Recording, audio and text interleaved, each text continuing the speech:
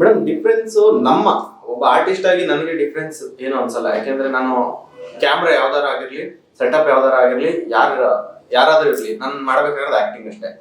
Short film ಅಲ್ಲೂ ಅಷ್ಟೇ ಡೈರೆಕ್ಟರ್ಗೆ ಏನ್ ಬೇಕು ಆ ಆಕ್ಟ್ ಮಾಡ್ತೀವಿ, ಸಿನಿಮಾದಲ್ಲೂ ಅಷ್ಟೇ ಡೈರೆಕ್ಟರ್ಗೆ ಏನ್ ಬೇಕು ಆ ಆಕ್ಟ್ ಮಾಡ್ತೀವಿ. ನಮ್ಗೇನದು ಮೇಜರ್ ಡಿಫ್ರೆನ್ಸ್ ಅನ್ಸಲ್ಲ ಮೇಡಮ್. ನಾವು ಒಬ್ಬ ಕಲಾವಿದಾಗಿ ಫೋನಲ್ಲಿ ಶೂಟ್ ಮಾಡಿದ್ರು ನಾನು ಆಕ್ಟ್ ಮಾಡಬೇಕು, ಕ್ಯಾಮ್ರಲ್ಲ ಶೂಟ್ ಮಾಡಿದ್ರು ನಾನು ಆಕ್ಟ್ ಮಾಡ್ಬೇಕಷ್ಟೇ. ಓಕೆ ಅಷ್ಟೇ ಸರ್. ಈಗ ಆಡಿಯನ್ಸ್ ಅಂದ್ರೆ ವೀಕ್ಷಕರು ನಿಮ್ ನಂಬ್ಕೊಂಡು 3 ಅವರ್ 20 ಮಿನಿಟ್ಸ್ ಮನೇಲಿ ಸಿಗ್ತಿದ್ರಿ ನೀವು ಅಲ್ವಾ? ತುಂಬಾ ಎನಿ ಟೈಮ್ ಫೋನಲ್ಲಿ ಮತ್ತೆ ನಮ್ಮ ಟಿವಿ ಚಾನಲ್ಸ್ಗಳಲ್ಲಿ ಬರ್ತಾ ಇದ್ರಿ ಯೂಟ್ಯೂಬ್ ಅಲ್ಲಿ.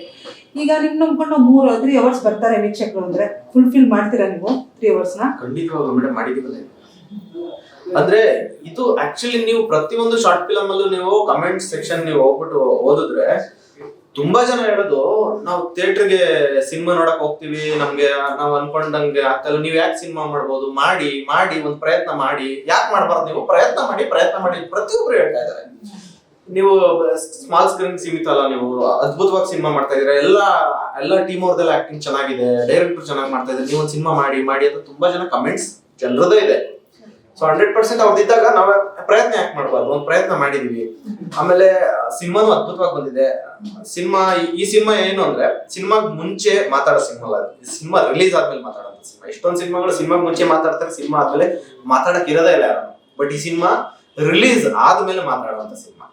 ರಿಲೀಸ್ ಆದ್ಮೇಲೆ ಯಾವ ವರ್ಷ ರಿಲೀಸ್ ಆಗುತ್ತೋ ಆ ವರ್ಷ ಫುಲ್ ಆ ಸಿನಿಮಾ ಬಗ್ಗೆ ಮಾತಾಡುವಂತ ಸಿನಿಮಾ ಇದು ಅಮೃತ. ಅದಂತೂ 100% ಕಾನ್ಫಿಡೆನ್ಸ್ ಇದೆ.